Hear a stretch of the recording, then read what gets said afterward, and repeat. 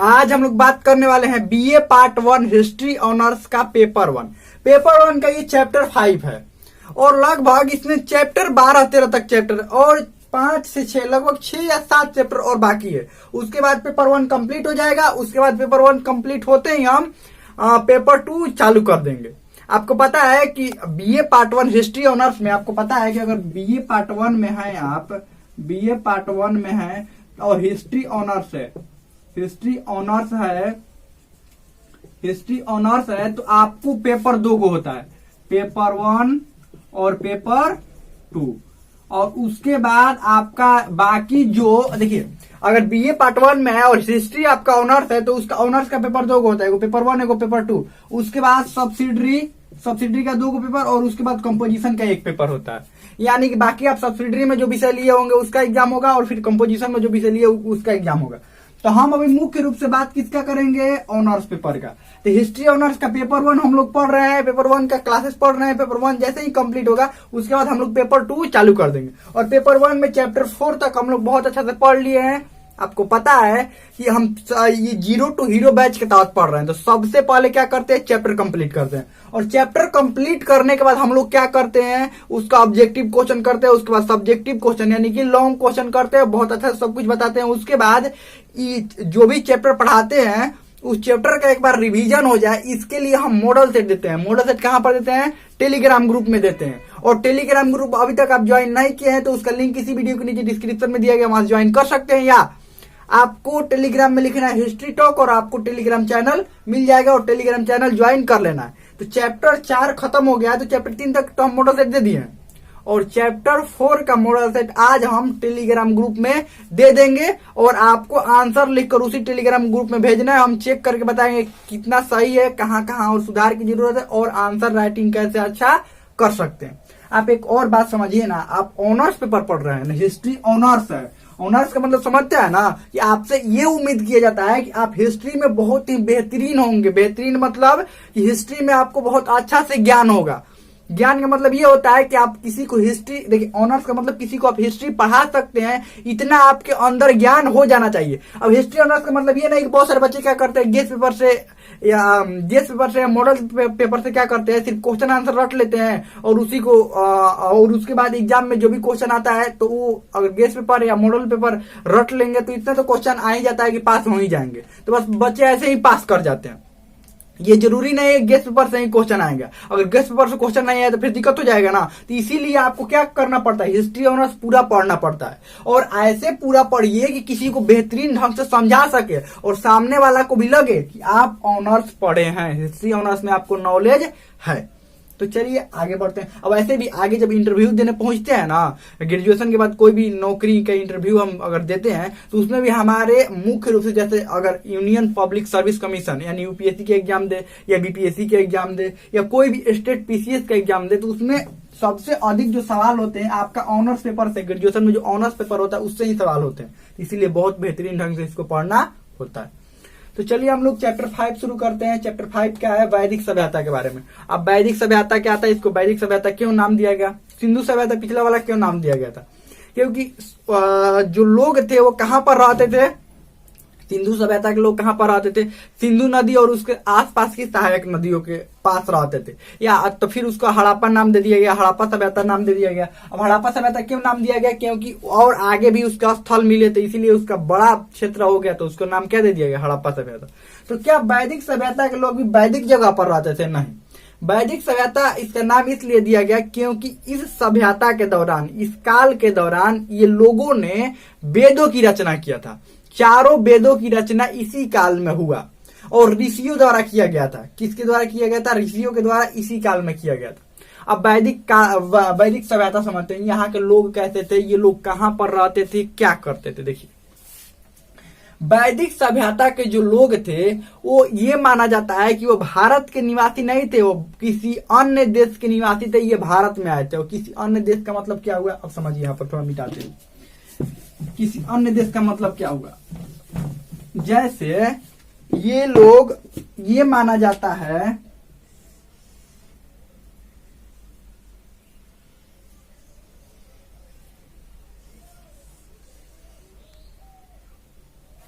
देखिए ये भारत का मैप हो गया। अब समझने वाली बात है कि ये सप्त सैंधव प्रदेश, ये सारे क्षेत्र समझ लीजिए सप्त सैंधव प्रदेश में आते हैं। तो ये वैदिक सभ्यता के लोग, जो वैदिक सभ्यता के लोग इसी क्षेत्र में रहते थे, यही वाला क्षेत्र में, सप्त सैंधव प्रदेश, इसी क्षेत्र में ये लोग रहते थे। लेकिन इससे रहने से पहले ये लोग कहाँ रहते थे? क्या शुरू से ही यहीं पर रहते थे? नहीं, इससे पहले हम लोग सिंधु घाटी सभ्यता पढ़े थे। तो सिंधु घाटी सभ्यता के लोग तो यहाँ पर रहते थे। तो ये फिर कैसे आ गए? तो सिंधु घाटी सभ्यता जैसे ही नष्ट हुआ, समाप्त हुआ, तो फिर कौन आए? ये वैदिक सभ्यता के लोग आए। अब वैदिक सभ्यता को आर्य सभ्यता भी कहते हैं, क्योंकि मुख्य रूप से ये जो लोग आए उनको आर्य कहते हैं। जो भी लोग यहाँ वैदिक सभ्यता के लोग जो रहते थे ना, उस सभी लोग को क्या कहा जाता था? आर्य। अब ये पता कैसे चलता है कि यहाँ पर आर्य आए थे? ये कैसे पता चलता है? आप ध्यान से समझिएगा, थोड़ा सा जटिल है यहाँ पर समझना। देखिए, सिंधु घाटी सभ्यता, सिंधु घाटी सभ्यता, ठीक है। पहले यहाँ पर कौन थी? सिंधु घाटी सभ्यता थी। तो यहाँ पर माना जाता है कि 2400 ईसा पूर्व से लेकर 1750 ईसा पूर्व तक ये लोग रहे थे। इसके बाद ये लोग नष्ट होने लगे थे। 1750 ईसा पूर्व के बाद क्या होने लगे थे? नष्ट। यही जब वैदिक सभ्यता की बात करते हैं, वैदिक सभ्यता की अगर इन लोगों की बात करते हैं, तो ये लोग कब इस क्षेत्र में आए? ये 1500 ईस्वी में आए। कब आए? 1500 ईस्वी में, मतलब सॉरी ईसा पूर्व, ईस्वी बोल रहे, ईसा पूर्व में ये लोग आए थे यहाँ पर। मतलब ये हुआ कि देखिए, तो 2400 से, देखिए ईसा पूर्व में पीछे चलता है, ये तो आपको बात पता है ना, ईसा पूर्व में पीछे होता है। तो 2400 से 1750 ईसा पूर्व तक ये लोग रहे, और 1750 ईसा पूर्व से ये धीरे धीरे क्या होने लगे? नष्ट होने लगे। और धीरे धीरे नष्ट होते होते, और ये देखिए बीच का समय 1750 ईस्वी तक धीरे धीरे ये लोग नष्ट हो गए। अब कौन नष्ट हो गए? सिंधु घाटी सभ्यता वाले 1750 तक इस क्षेत्र में क्या हुए? नष्ट हो गए। और 1750, लेकिन कुछ लोग अभी बचे हुए थे। तो क्या हुआ? 1750 के बाद इधर अब ये लोग भी आने लगे थे। कौन आने लगे थे? ये आर्य, वैदिक सभ्यता। और ये आर्य कहाँ के निवासी थे? माना जाता है मुख्य रूप से कि ये मध्य एशिया से आए थे। कहाँ से आए थे? मध्य एशिया, मध्य एशिया। वो भी बताएंगे कैसे। ये माना जाता है कि मध्य एशिया से आए थे। कौन? आर्य। जो कि आर्य कौन थे? ये वैदिक सभ्यता के लोग को ही आर्य कहा जाता है। तो 1750 में जब सिंधु घाटी सभ्यता इधर नष्ट हो गया, तो यहाँ पर अब कौन आने लगे? आर्य। लेकिन पूरी तरह से नष्ट नहीं हुआ, धीरे कुछ लोग बचे हुए थे सिंधु घाटी सभ्यता के। मतलब कि 1750 से 1500 ईस्वी के बीच कितना साल का समय है? 16, और 16 के बाद 17 और 1750, यानी कि लगभग 2 से 250 साल की बात है। लगभग 200 साल मान लेते हैं। 200 साल बीच में कितना? लगभग 250 साल, लेकिन 200 साल लगभग मान लेते हैं। 200 साल के बीच में क्या हुआ? बीच में 200 साल का खाली स्थान है 1750 से इनके बीच में। तो ये 200 सालों में क्या हुआ? इन 200 सालों को संक्रमण काल कहते हैं। संक्रमण काल के मतलब ना पूर्ण रूप से सिंधु घाटी सभ्यता के लोग यहाँ पर थे, क्योंकि ये तो नष्ट हो चुके थे, और ना पूर्ण रूप से ये लोग यहाँ पर आए थे। धीरे धीरे ये लोग आ रहे थे। 1500 ईसा पूर्व होते होते ये सभी लोग क्या हुए? इधर आ गए 1500 ईसा पूर्व तक। और 1500 ईसा पूर्व में अपना जड़ जमाना शुरू किए। कौन? वैदिक सभ्यता के लोग, यानी आर्य। और ये सिंधु घाटी वाले पूरी तरह से क्या हो गए? खत्म हो गए। अब यहां से कहानी किनका चालू हो गया? ये वैदिक सभ्यता के लोगों के, आर्य के। लेकिन आप कहेंगे कि क्या इनके द्वारा बनाया गया, सिंधु सभ्यता के लोगों द्वारा बनाया गया जो घर था, क्या उसी घर में ये लोग रहते थे? क्या ये जो आर्य आए थे इधर से आर्य आए थे, तो क्या सिंधु घाटी सभ्यता ने नगर बसाए थे ना लोगों ने? और वहां से तो लोग खत्म हो गए थे। जब लोग खत्म हो गए सिंधु घाटी सभ्यता वाले, तो क्या आर्य आकर उन्हीं के घर में रह रहे थे? नहीं, बिल्कुल नहीं। क्योंकि 200 साल बीच में बीत गया था। कितना साल? लगभग 200 साल, 250 साल हुआ था ना। तो इन 200 250 सालों में इनका घर पूरी तरह से नष्ट हो गया था। किनका घर? जो सिंधु घाटी सभ्यता वाले जो शहर बसाए थे, उन शहरों पर पूरा धूल मिट्टी जम गया था। मतलब ऐसा टीला के रूप में बन गया था, पेड़ पौधे उस पर उग गए थे। तो इनको तो पता ही ना चला कि, वैदिक सभ्यता वाले लोगों को पता भी नहीं चला कि यहाँ पर कोई था भी। उनको कुछ नहीं पता चला कि यहाँ पर कोई था भी। ये कुछ पता ही नहीं चला कि कुछ था भी, कभी सिंधु घाटी सभ्यता के लोग भी रहते थे, क्या थे, कुछ नहीं था। तो ये लोगों को पता नहीं था, वैदिक सभ्यता वाले लोगों को पता नहीं था। तो वैदिक सभ्यता के लोग शहर में नहीं रहने लगे। कहां पर रहने लगे? इनकी मुख्य रूप से ग्रामीण सभ्यता थी। और इधर भी ये गांव में ही रहते थे, कभी शहर देखे ही नहीं थे, गांव में ही रहते थे। तो यहाँ पर आकर का शहरों में रहने लगेंगे? नहीं। जब इधर गांव में रहते इधर भी आकर जब शहर देखते तब ना शहर में रहते, शहर के बारे में जानते। जब तक यहाँ पर पहुंची तब तक शहर पूरी तरह से नष्ट हो गया था। लोग जब शहरें नष्ट हो गया, क्योंकि सिंधु घाटी नष्ट हो गया था, तो जब तक पहुंचे शहर पूरा नष्ट हो गया। जब नष्ट हो गया तो इधर गांव में रहेंगे, तो इधर कहां पर रहेंगे, गांव में। और उस समय लोग घूमते रहते थे, क्या थे, घूमते। कि ये लोग इतना विकसित हो गए थे सिंधु घाटी वाले, लेकिन ये विकसित अभी नहीं हुए थे, इनको ज्यादा जानकारी नहीं थी। तो ये लोग घूमते रहते थे, एक जगह से दूसरी जगह अपना पशुपालन करते थे, कृषि नहीं करते थे। अभी कृषि नहीं करते, ध्यान रखिएगा। गांव में रहते थे लेकिन पशुपालन और पेड़ के जो फल थे उन पर इनका जीवन चलता था, ध्यान रखिएगा। ये आर्य का जीवन उन पर चलता था। तो ये लोग क्या करते थे, मान लीजिए एक जगह से फल ये जंगल ये सब खत्म हो गया, घास का मैदान खत्म हो गया, पशुओं को चारा नहीं मिल रहा, तो ये अपना जगह बदल देते थे, फिर जगह बदल देते थे। तो जब ये जगह बदल कर यहाँ पर आए तो यहाँ पर अच्छा घास का मैदान मिला, क्योंकि नदियों के किनारे अच्छा मैदान मिलता है, घास का, जंगल मिला, पानी मिला, सब कुछ अच्छा मिला। तो ये लोग यहीं पर रहने लगे। लेकिन इनको सिंधु घाटी सभ्यता के बारे में जानकारी होगी नहीं, क्योंकि शहर पहले ही खत्म हो गया था। तो ये लोग अपना आकर क्या करने लगे, शुरू में ये लोग आए वैदिक सभ्यता वाले लोग, तो क्या करने लगे, शुरू में आकर ये गांव में, मतलब अपना गांव का मतलब ये था कि अपना समूह बना कर रहने लगे। और शुरू में आकर क्या करते थे ये लोग, पशुपालन। तो वैदिक सभ्यता भी इसको मिटा देते हैं, समझ में यहाँ तक आ गया होगा। तो वैदिक सभ्यता की शुरुआत कब हुई, 1500 ईसा पूर्व में।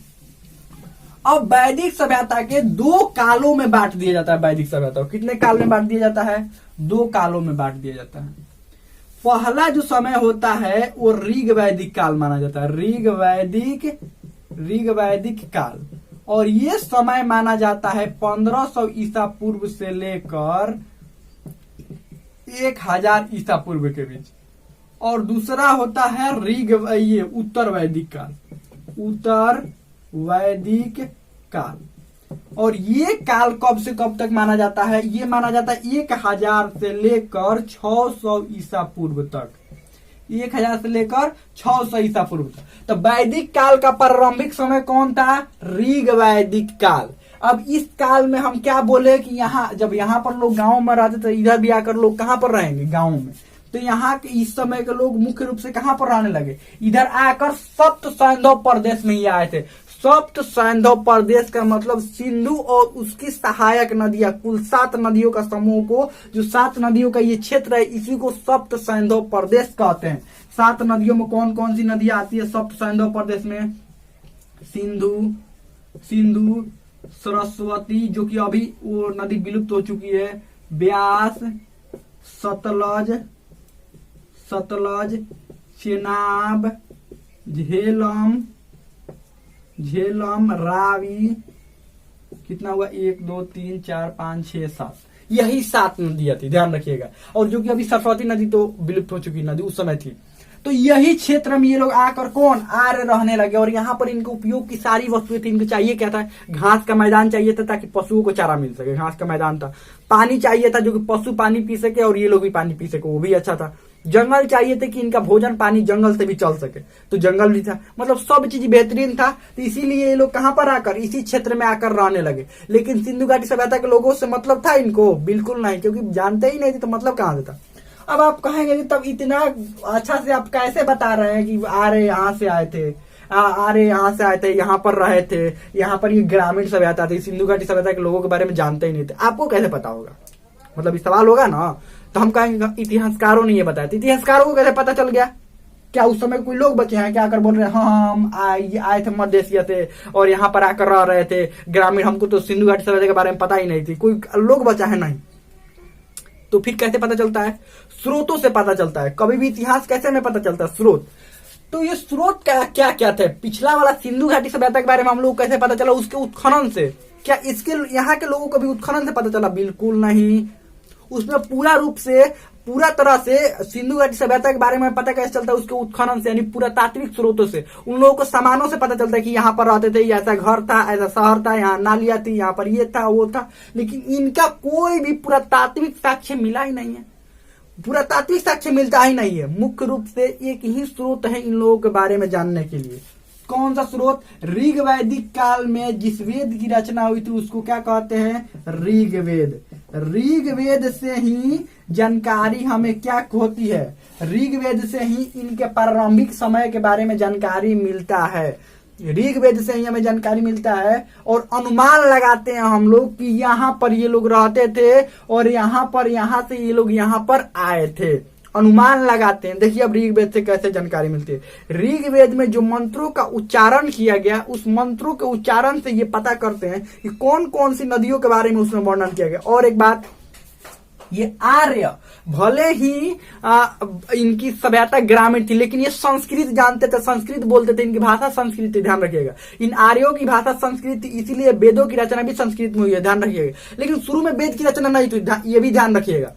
शुरू में वेद लिखित नहीं थे, शुरू में वेदों को बोल बोलकर याद किया जाता था, लिखित शुरू में नहीं, ये लोग लिखना नहीं जानते थे। शुरू में वेद लिखित नहीं थे, बाद में फिर वेदों को क्या किया गया, लिखा गया। शुरू में वेदों की जब रचना हुई तो उस समय वेद लिखित नहीं थे। अब बात करते हैं कि ऋग्वेद से जानकारी कैसे मिलती है। तो देखिए ऋग्वेद में जो मंत्रों का उच्चारण है ना, तो ऋग्वेद में मंत्र का उच्चारण इसलिए है कि धीरे धीरे लोग कृषि करने लगे, और कृषि जो भी किसान कृषि करते हैं मुख्य रूप से देखिएगा वो प्राकृतिक पर निर्भर करते हैं। ईश्वर से ये कहते हैं, क्या कहते हैं ईश्वर से, कि समय पर बारिश हो, ज्यादा हवाएं ना चले, न कि फसलें बर्बाद ना हो। मतलब प्रकृति से ये कुछ ना कुछ किसान क्या करते रहते हैं, मांगते रहते हैं कि हमें, मतलब प्रकृति से ये कहते रहते हैं कि बारिश समय पर हो। प्रकृति की मतलब पूजा ही करते हैं, क्या करते हैं, प्रकृति से ईश्वर से प्रार्थना करते हैं कि प्रकृति हमारे क्या रहे, साथ रहे, समय पर बारिश हो, सूखा ना हो। ये सब किसान क्या करते हैं, करते रहते हैं। तो उस समय किसानों की बात कर रहे हैं हम। तो उस समय के लोग भी क्या करते थे, मतलब प्राकृतिक पूजा करते थे। उस समय के लोग क्या करते थे, प्राकृतिक पूजा करते थे। तो प्राकृतिक, तो यहाँ पर ऋग्वेद में जो मंत्रों का उच्चारण है ना, वो प्रकृति के बारे में ही है। और ऋग्वेद में जो नदियों का जो भी नदियों का वर्णन है, यही सब नदियों का वर्णन है। जब ये सब नदी का वर्णन है तो रहते ही, मान लीजिए रहेंगे यहाँ, नदी यहाँ का वर्णन करेंगे नहीं। जब यहाँ पर रह रहे थे तभी तो यहाँ के नदियों के बारे में वर्णन कर रहे थे। तो यहाँ पर नदियों के बारे में वर्णन कर रहे थे, इससे ये भी अनुमान लगाते हैं कि हाँ नदी के बारे में ऋग्वेद में वर्णन है, इस सब नदियों का। ये लोग रहते कहाँ पर थे, यहाँ पर। अब अलग अलग जो लोग हैं वो अलग अलग वर्णन करते हैं कि लोग आए कहाँ से थे। देखिए कौन कौन क्या क्या वर्णन करते हैं। और लेकिन इस बात में मतभेद है कि लोग आए कहां से थे। कुछ लोगों का कहना है कि ये लोग उत्तरी ध्रुव से आए थे, कुछ और कहते हैं, कुछ और कहते हैं। जैसे एक में मैक्स मूलर, जो कि जर्मनी के हैं, मैक्स मूलर, उनका कहना है कि ये लोग मध्य एशिया से आए थे, मध्य एशिया से आए थे। उसके बाद ये बाल गंगाधर तिलक, इनका कहना है कि ये लोग जो आए थे ये उत्तरी ध्रुव से आए थे। उसके बाद देखिए मैक्स मूलर का तो कथन ये माना जाता है कि इनका कथन अभी तक सबसे प्रामाणिक माना जाता है, कि ये सबसे प्रामाणिक वाला बात कहे हैं कि ये जो मध्य एशिया से आए थे। और बाल गंगाधर तिलक तो कहते हैं कि कहाँ से आए थे। और एक बात और, एक ये दयानंद सरस्वती, इनका कहना है कि ये लोग तिब्बत से आए थे। कहां से आए थे, ये लोग तिब्बत से आए थे। और कुछ इतिहासकारों का कहना है कि ये सप्त संधव प्रदेश यही के निवासी थे, कहीं से आए हुए नहीं थे, यही के थे। तो लेकिन प्रामाणिक सबसे माना जाता है कि आर्य मध्य एशिया से आए थे, क्योंकि वहां पर मध्य एशिया में भी एक अभिलेख मिला हुआ है जहां पर इंद्र के बारे में, इन जो भी ये ईश्वर की उपासना करते थे उन सभी ईश्वर के बारे में यहाँ से एक अभिलेखों से मिला है, जिससे प्रमाणित होता है, ये माना जाता है कि ये लोग आए थे कहाँ से, मध्य एशिया से ये लोग आए थे। अब बात करते हैं आगे। ये तो बात हो गया ये लोग कहाँ से आए थे, ये लोग इधर से आए थे मध्य एशिया से, और रह सप्त संधव प्रदेश में रहते थे। इनका प्रारंभिक काल ऋग्वैदिक काल था, जहां पर ये लोग मुख्य रूप से गांवों में रहते थे। अब अगले भाग में हम बात करेंगे गांवों में कैसे रहते थे, क्या करते थे, इनका जीवन यापन क्या था। हमें तो समझ में आ गया होगा। अब इसमें आपको कोई भी डाउट हो, कोई भी क्वेश्चन हो, आप कमेंट में पूछ सकते हैं, हमें तो समझ में आ गया होगा।